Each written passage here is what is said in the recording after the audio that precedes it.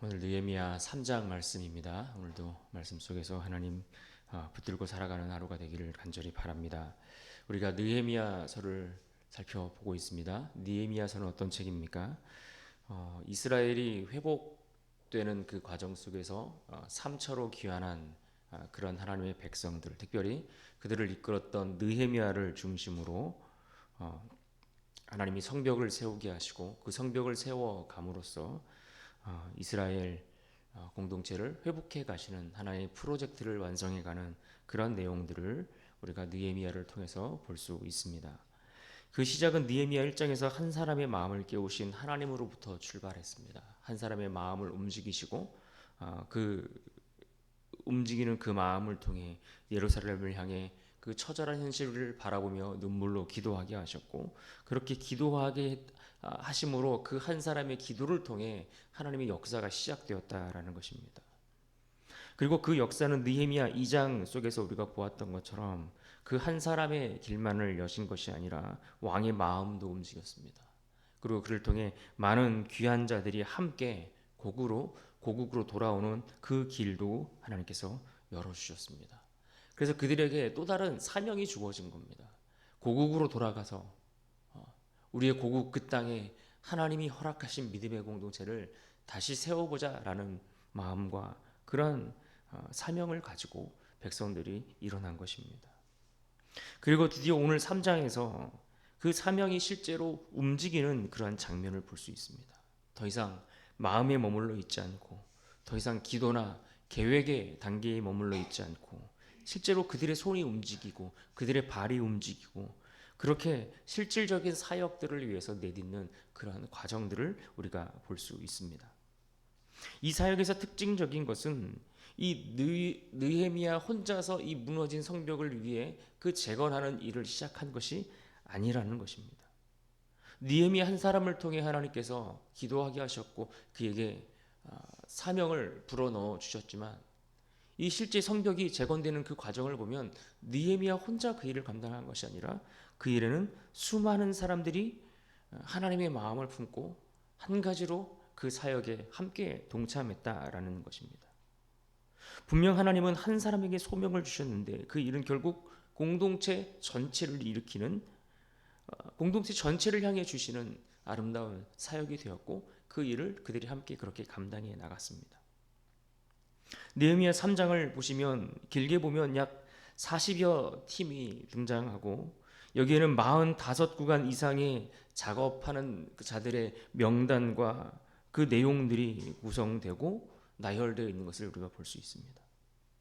본문은 그냥 길게 나열되어 있는 발음하기도 힘든 그러한 이름들의 명단을 나열하고 있는 그런 기록들이 아니라 늘 기억하듯이 성경에서 이러한 사람들의 명단 한 사람 한 사람을 의미 없이 기록하지 않았다라는 점을 우리는 염두에 두어야 합니다. 언제나 성경에 기록된 모든 이름은 하나님께서 기억하시기 위해 기록한 이름들입니다. 그런 의미에서 오늘 본문에 기록된 명단을 우리가 구역별로 또 인물별로 나누어 보며 살펴보는 것도 의미가 있습니다. 오늘 말씀 1절은 이렇게 시작합니다.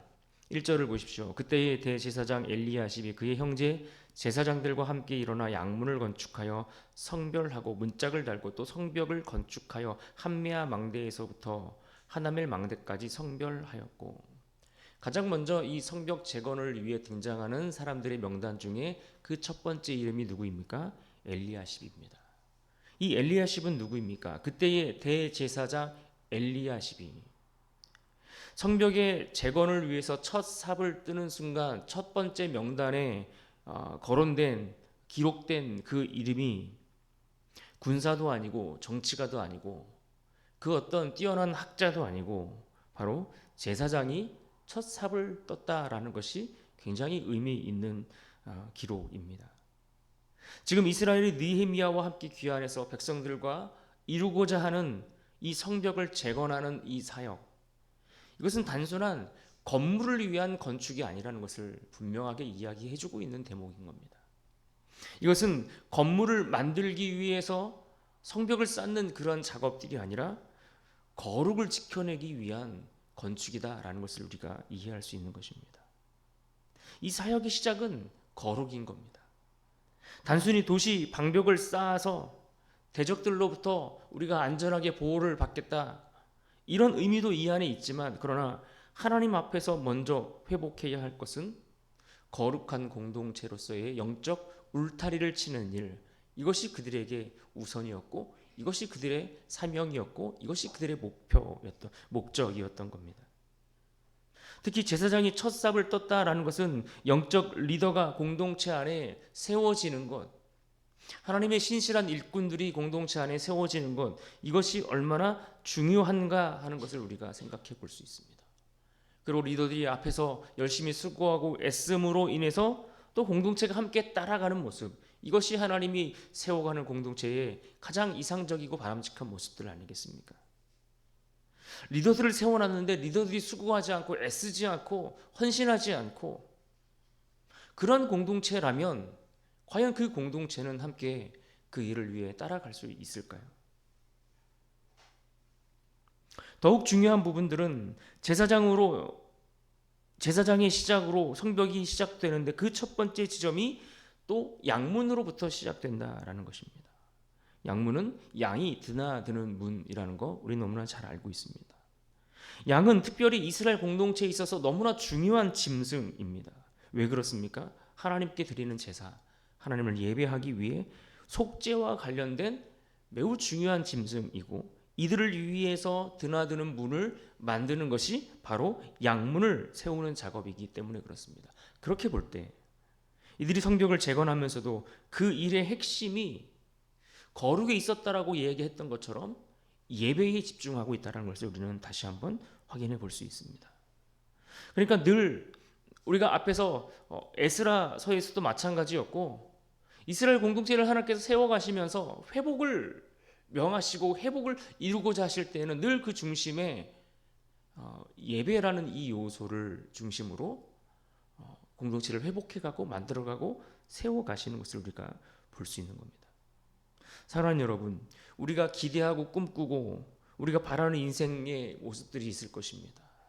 우리가 어떤 인생을 꿈꾸든 우리의 인생이 하나님 앞에 회복되기를 원하고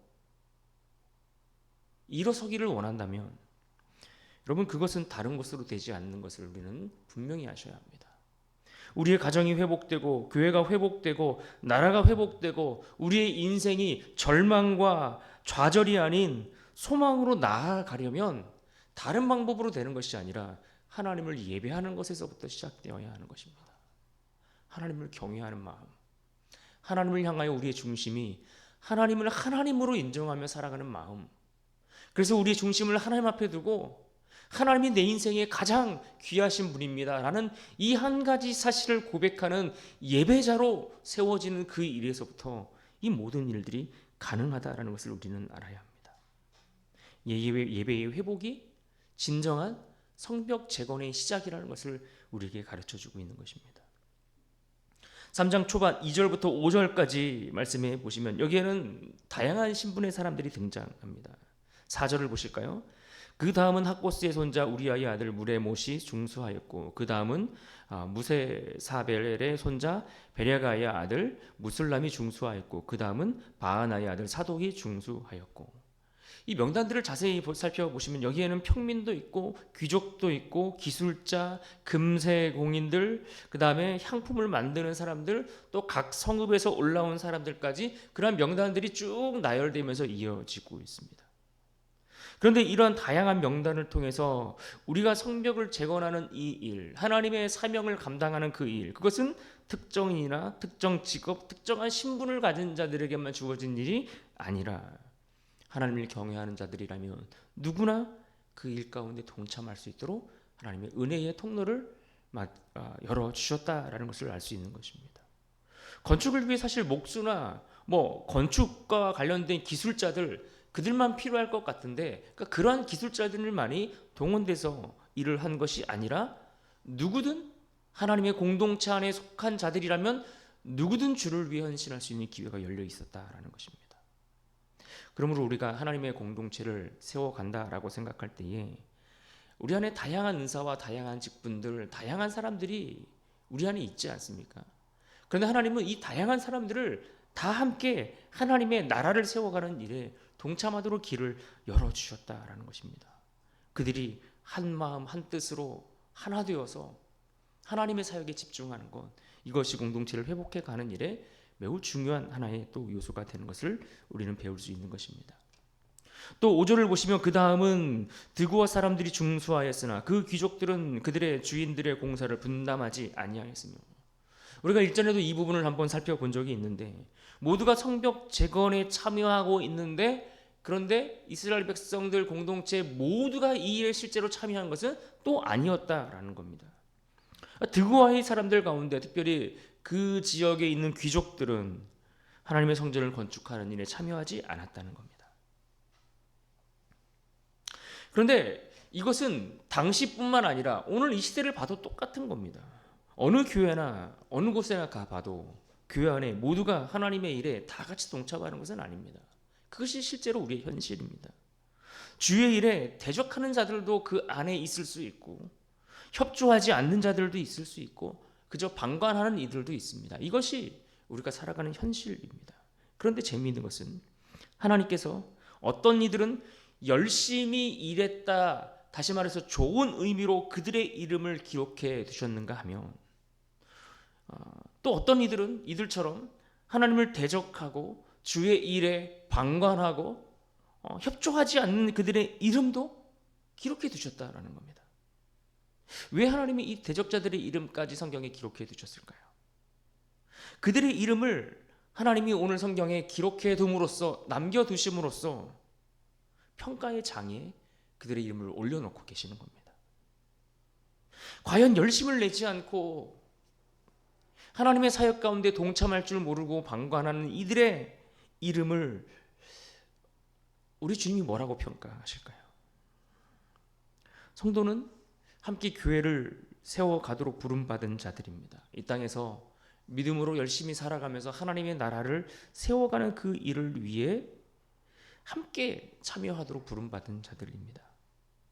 이 일에 우리가 힘을 모으든 모으지 않든 우리의 이름은 기록될 것입니다. 어떤 이들의 이름은 그 일에 선하게 동참하고 주를 위해 충성한 자들의 이름으로 기록될 것이고, 어떤 이들의 이름은 그저 방관하고 협조하지 않고 그저 손 놓고 지켜만 보던 자들의 이름으로 기록될 것입니다. 그리고 그들의 이름에 대해서는 하나님께서 반드시 평가하는 그런 때가 우리에게 오게 될 것입니다. 그러므로 성경은 이 말씀을 통해서 우리가 방관하는 자가 아니라 주의 사역에 동참하는 자들, 주의 일을 위해 충성하는 하나님의 선한 일꾼들이 되도록 우리를 권면하고 있는 것을 우리가 알아야 할 것입니다.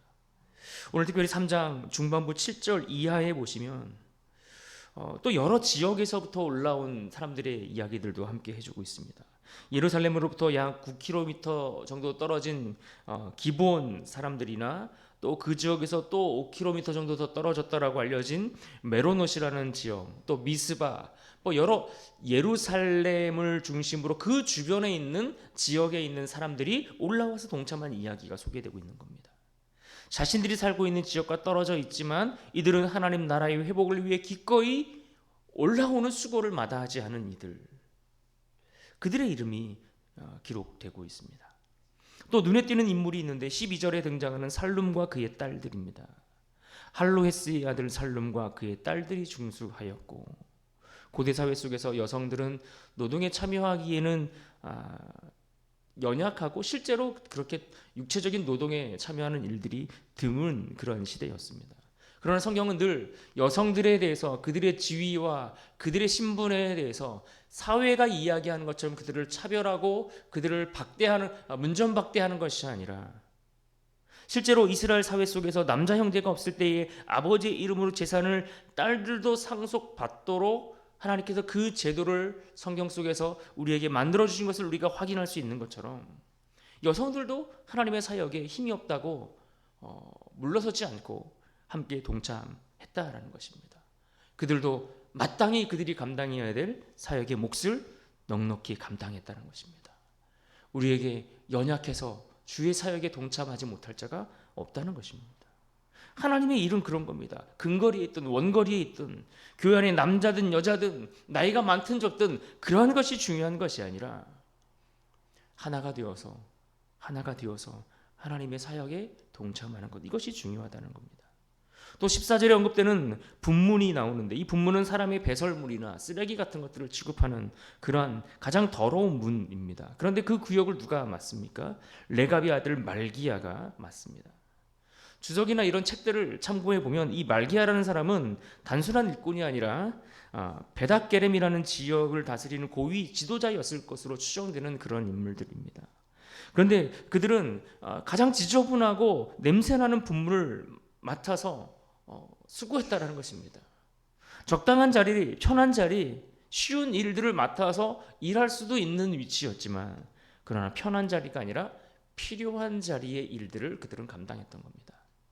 우리가 주의 일을 할 때에 어떤 이들은 편한 것들, 쉬운 것들만 하기를 원하는 사람들이 분명히 있습니다. 그러나 하나님이 기억하시는 사람들은 쉽고 편한 일을 위해, 자기 편리를 위해 수고하는 자들이 아니라 굳은 일이지만 필요한 일을 위해 헌신하는 자들, 그들을 하나님께서 기억하시는 겁니다. 내가 원하는 것, 내가 하고 싶은 것만 하는 그러한 사역에 동참하는 자들이 아니라, 내가 하기 싫고 내가 하고 싶지 않고 남들도 하기 싫어하는 일이지만 그러나 하나님 안에서 하나님이 보시기에 꼭 필요한 일이라 생각하기에 헌신하는 자들, 그들의 헌신을 더 하나님께서 주목해 보신다는 것을 우리는 기억하면 좋겠습니다. 또 23절 이하에 보시면 가장 많이 반복되는 구절이 자기 집 맞은편이라는 표현, 또 자기 집에서 가까운, 그러니까 집과 관련된 자기 집에서 떨어진 맞은편에 있는, 가까이에 있는 이런 것들을 중수했다, 이런 내용들이, 건축했다라는 내용들이 계속 반복해서 마지막까지 나옵니다. 왜 집일까요? 집이라는 것은 그만큼 내게 주어지는 책임이 큰 곳이기 때문에 그렇습니다. 공동체의 회복을 위해서 우리가 힘써야 할 또 하나의 주제가 있다면 가정을 잘 돌보고 가정의 회복을 위해 힘쓰는 일입니다. 왜 그렇습니까? 우리 성도 한 사람 한 사람의 개인의 가정들을 잘 세우는 그 일이 믿음의 공동체를 또 잘 세워가는 중요한 일이 되기 때문에 그렇습니다. 그래서 각자의 자리에서 충성되게 살아가는 것, 그 자체가 회복의 시작이라는 것을 오늘 말씀 속에서 우리가 배울 수 있습니다. 그렇습니다. 느헤미야 3장은 이처럼 성벽이 세워져 가는 기록이면서 동시에 오늘날 교회가 어떻게 세워져 가야 하는가를 보여주는 하나의 모델이라고 말할 수 있습니다. 그런 의미에서 오늘 우리가 기억하고 싶은 말씀은 오늘 본문 1절 상반절의 말씀을 기억하면 좋겠습니다. 본문 1절 상반절을 보십시오. 그때의 대제사장 엘리야십이 그의 형제 제사장들과 함께 일어나 양문을 건축하여. 3장 전체에는 이처럼 건축하였다라는 말씀이 계속해서 반복되어 나옵니다. 이 말은 공동체 전체가 순종했다라는 말입니다. 하나님은 한 사람의 기도로 시작하셨지만 모든 백성들이 일어나 함께 세울 때에 비로소 무너지지 않는 성벽을 다시 세우게 하시는 것을 우리가 확인하는 것입니다. 오늘 이 말씀을 우리가 기억하고 여러분이 서 있는 그곳에서 또 하나님이 여러분 각자에게 맡기신 사역과 삶과 또 인생의 무게들을 짊어지고 갈 때에 하나님의 나라를 위해 내가 짊어질 그 몫이 있음을 우리가 깨닫고 성실하게 충성되게, 특별히 믿음의 공동체의 교회를 위해 힘써 나아가는 귀하게 세워지는 복된 인생 다 될 수 있기를 주님의 이름으로 축복합니다.